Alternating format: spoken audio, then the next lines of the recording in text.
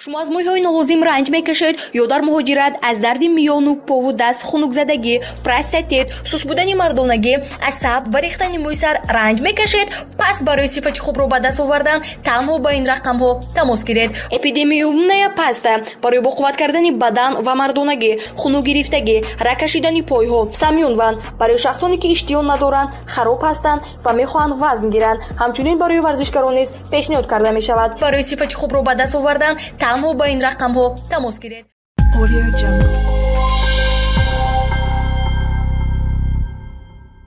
چند مرغه؟ این همه 36 مرغ خرید کردیم. این که 18 سال از زندگی میکنم همه 5 مرغ اینا 6 تا نشده. مدت شمسه. اینجا گندم خریم یا نه؟ او خیلی که دیگه نم پیخوی خروز طبیعی رنگ شمشیر شدگی او را کلتا نمیکنی؟ این رمسین پوش مردگی این وفیرم که یک 5-6 ساله هست ها؟ این دیگه گوشتش نه در گاز میپادن نه در پوچکی خب نمیکنم مرغو نه برای زیبشن برای زیبشن نه که جونا میشه 4 مرغ زدن کتیدن جونا یک چوجه برو واردن بسیاری اویلاوی همه کسا ولی همه هم بود درست پاسیدین یا دزدیدن یا این گارانتی نداره که با کلون میشه یا نه با هم 5 مرغ میمونه دکان نخری بیا دسته دکانت به تو مخی دکان نه نمیشه اینا دیگه زاله جنگیه می برای دشنبه در جنگش میدازی خب وقتی جنگوزی نداره نه تو چرمه نیست کدومو؟ زرده شاید زرده فقط سیاهش مو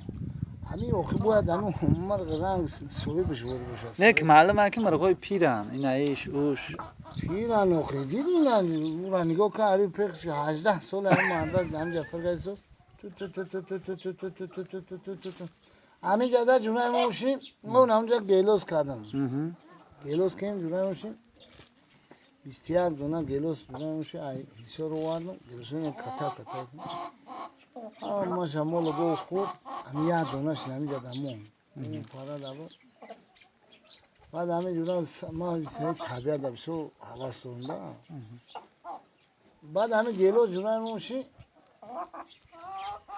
دو دونه 3 دونه جوره گیلوز کرد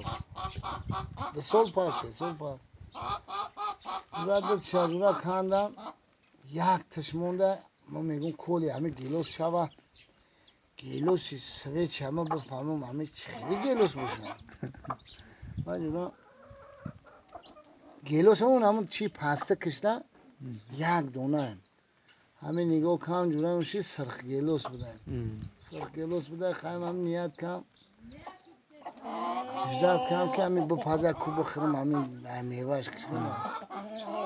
انتر اجداد کم همون روز از گفتم پاگه میکنم میخرمش پیش همه پدرانلا یک خروز دوشون رفت کنگ خورده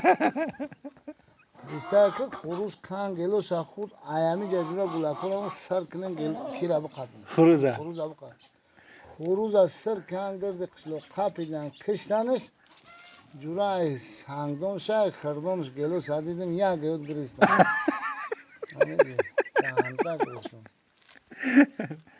با خیال من بودی گلوز هم گرفتیم خوردیم خورده شد هم دانه کشمونده تمام دانه زنده باشی گیزاله هم کدوخ ما بود هم خریجداد این خریجداد کدوم اولین بار میوه گرفته است و دوستان عزیز می رویم این مرغای اونا فرزند مرغای فهمیدی نگاه کن فرزند مرغ باغ پدر فرزند خوب باغ پدر این چیه فرزند خوب ها بله باغ پدر فرزندی بعد داغ پدر